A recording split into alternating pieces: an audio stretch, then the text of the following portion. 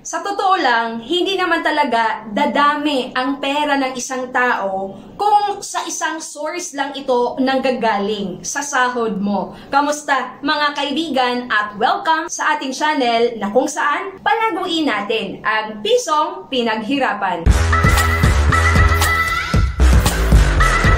Kaya naman sa video na ito yung mga tips na pwede mong gawin para mapadami mo pa ang iyong pera. Alam mo bang pwedeng magtrabaho ang pera para sa'yo? Yes, at kukonti lang ang may alam nito. Paano ito gagawin? Of course, you need to understand the concept of compounding interest or the rule of 72.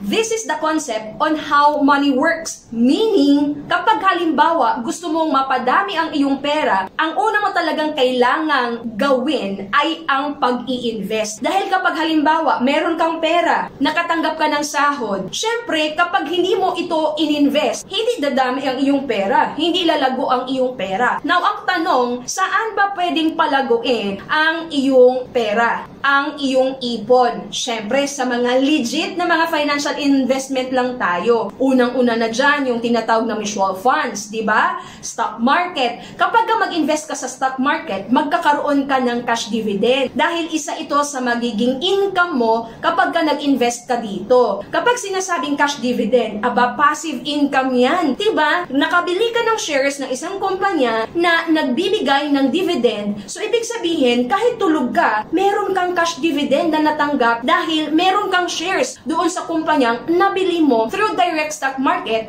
investing. Pangalawa, mag-invest ka sa isang negosyo na talaga namang pwede kang kumita ng passive income. Ibig sabihin, maghanap ka ng negosyo na nangangailangan ng partner na hindi naman talaga nagre-require ng involvement mo doon sa operation. Syempre, di ba, meron kayong usapan na mag-invest ka lang ng pera and then syempre, kapag mag-grow yung business na yon, of course, bago mo pasukin, aralin mo muna. Kung siya ay magbibigay sa'yo, mangangako sa'yo ng instant na kita, lumayo ka na. Dahil walang negosyo, walang investment na mabilisan ang return. Pangatlo, mapapadami mo talaga ang iyong pera or ipon kung mag-i-invest ka sa sarili mong negosyo. Kapag halimbawa, empleyado ka pala ngayon, pero gusto mo na magkaroon ng sariling negosyo, pwede mo namang gawin, di ba, na on the side, you are doing a business. Halimbawa, ano bang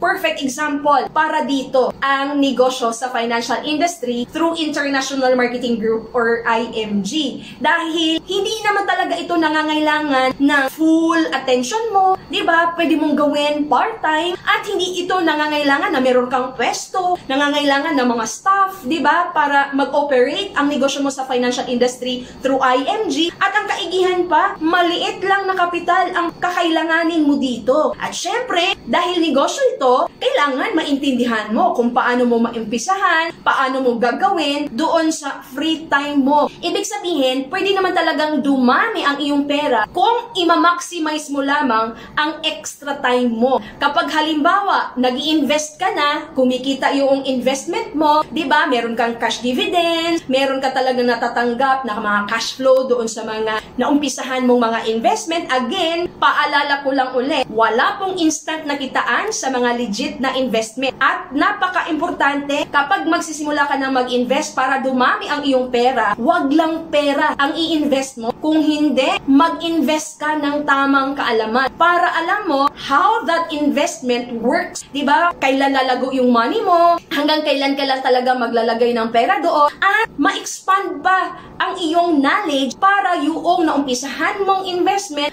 ay lalago pa. At syempre, doon sa iyong negosyo naman, kapag meron kang spare time at hindi mo ito ginagamit sa kung ano-ano lang, panonood ng mga k-drama, diba? Panonood ng kung ano-anong mga teleserye, tingnan mo nga, diba? Ang Cardo Dalisay, 7 years pala yun. Kung halimbawa, nakapagsimula kang mag-ipon, nagsimula kang magnegosyo, 7 taon ang nakalipas, o di sana, diba? May maganda ka ng savings and investment at napalago mo na dapat ang iyong negosyo. So, hindi mo dapat sayangin ang iyong oras. Instead, you have to maximize, utilize that precious asset na meron tayo. Pantay-pantay lang tayo. Ang bawat isa sa atin, mapamayaman man or mapapamahirap, babae man or kung ano man yung kasarian, meron lang po tayong 24 hours sa isang araw. Kaya kung ito ay papahalagahan mo, mapapadami mong palalo or mapapalago mo ang iyong ipon.